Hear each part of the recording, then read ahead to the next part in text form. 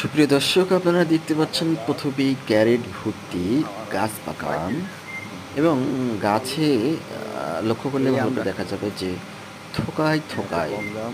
আম, আমে ভরপুর গাছে। কিন্তু কষ্টের বিষয় হলো আম চাষিদের জন্য এবার দুর্ভাগ্য যে আমের দামটা আসলে খুবই সীমিত। এইগুলো আম দেখতে পাচ্ছেন, এগুলো আসলে খুব সহজেই হয়েছে তা নয়। সেই বছরের প্রথম থেকে কীটনাশক থেকে শুরু করে সার দেওয়া থেকে শুরু করে গাছের যত্ন নেওয়া এবং আমগুলোকে আজ পর্যন্ত এভাবে গাছে পরিপূর্ণভাবে পরিপুষ্টভাবে রেখে দেওয়া আসলে অনেকটা চ্যালেঞ্জ।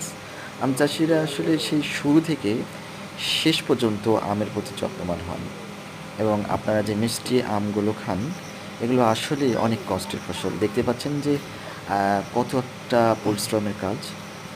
এটাকে আপনারা বলতে পারেন যে আম টোকানো। অনেকে বলে যে পাকা আমগুলো যখন ঝরে পড়ার উপক্রম হয়, ঠিক তখন এগুলোকে লম্বা একটা লগি দিয়ে, জালি দিয়ে এটাকে পাড়া হয় এবং নষ্ট হওয়ার আগে এগুলোকে হয়তো বাসাতে খাওয়া হয় কিংবা বিক্রি করা হয়। এগুলো সম্ভবত খুবই ভালো মানের আম হয় এবং মিষ্টি হয় এবং এখানে কিন্তু অনেক কষ্টসাধ্য। দেখতে পাচ্ছেন যে আসলে গাছের মগডালে উঠে আসলে সে খুঁজে খুঁজে পাকা ব্রাউন আমগুলো করে পাড়া পড়ে যাচ্ছে গো। কষ্টসাধ্য। আপনারা হয়তো দেখতে পাচ্ছেন এবং সকলকে আমন্ত্রণ জানাবো যে এমন কষ্ট দেখে নিজ হাতে পেড়ে আম খাওয়ার সুযোগ আসেন। থাকছে। সকলে আমন্ত্রিত।